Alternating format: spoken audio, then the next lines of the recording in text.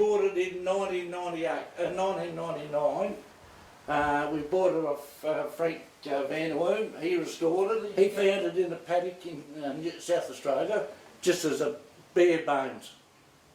It was just a body tub, complete, just sitting there on some bricks. And Frank found it and brought it home.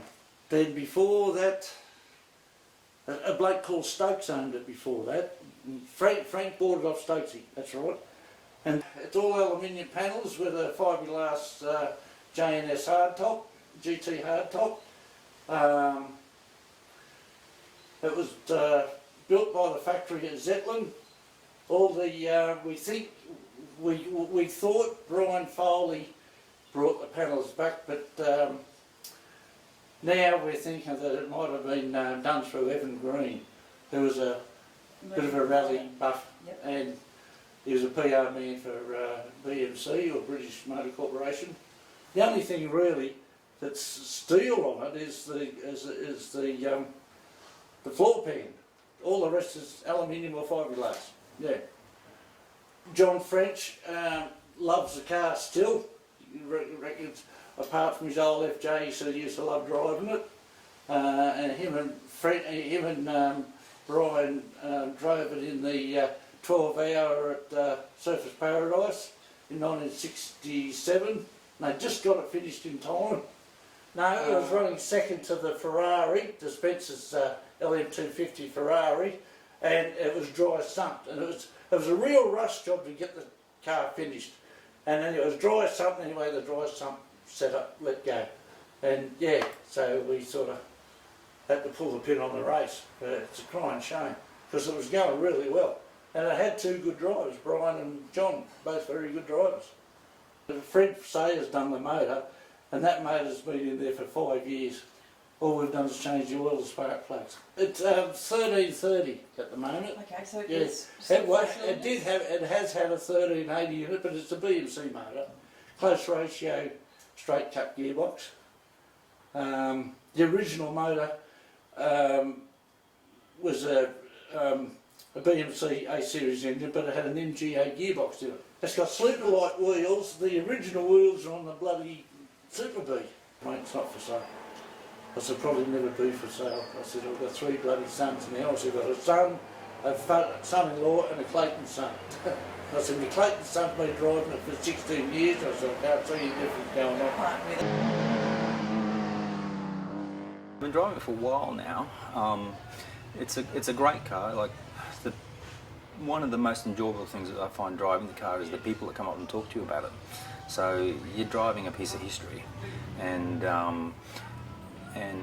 because of the history, people come up and go, I remember this car at Sandown, and I remember this car at Surfers Paradise, and it's that sort of history that makes you feel good about keeping it on the track and keeping it on display for people, because they're race cars, they're not museum pieces, and they should be on the track. And as much as you don't want to damage a beautiful old race car, you still got to use it.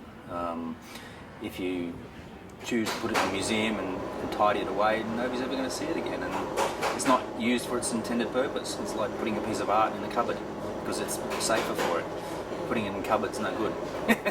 People need to look at it, and in a race car you need to see it going around in circles. So yeah, that's what I enjoy doing. I think some of the great stuff I've heard about it is some of the mechanics that talk to us, and they talk about how there's a whole backstory behind it was the last race car to come out of the Australian BMC factory, and they started the build on the car, and then management said, no more race cars, we're stopping the racing department. And the mechanics all went, oh, but we're part way through this, and they said scrap it. And they were like, oh. And so apparently the mechanics wheeled the car around the back of the factory and hid it out the back, and then either in their own time or snuck off from normal duties, they finished the car and completed it. And then with the completed car, they presented it to management and said, hey, look what we've got. And basically were told, well, if we built it, then we may as well campaign it. So probably a few years ago, probably 10 years ago, I was racing out at Queensland Raceway, and there was a black Ferrari 308 that was in the same group as me. And And I thought, oh, this would be interesting, because the Midget had a bit of a history of racing against Ferraris. And so we went out racing, and as you'd expect, the 3A was straight, fast in a straight line, and when it came to corners, the lightweight Midget was all over it. And so we'd go down the straight, and the Ferrari would come flying past me, and then we come to the corner, and I go around the outside of the Ferrari, and then we get the next little straight, and he go past me, and then go to the next one, and I go on the inside of him. So we were ducking backwards and forwards, swapping places the whole time, and having a ball. It was great fun. And at one stage I came past him. As I went past, I tooted the horn. and after the race I had to go and talk to the driver and say, hey, look, I wasn't being rude, but I tooted the horn. There's actually a bit of history there that at the 12 hour apparently he was doing the same thing. They kept on overtaking the Ferrari, and then in the pits they get overtaken, and then they'd overtake the Ferrari again. And one of the mechanics thought it was quite funny. On the old dynamo label machines printed out, please sound horn when passing the Ferrari, and reached in and stuck it across the front top of the dashboard. And to this day the label's still there. And so I couldn't help myself when I was passing the Ferrari. I had to keep on sounding a horn, which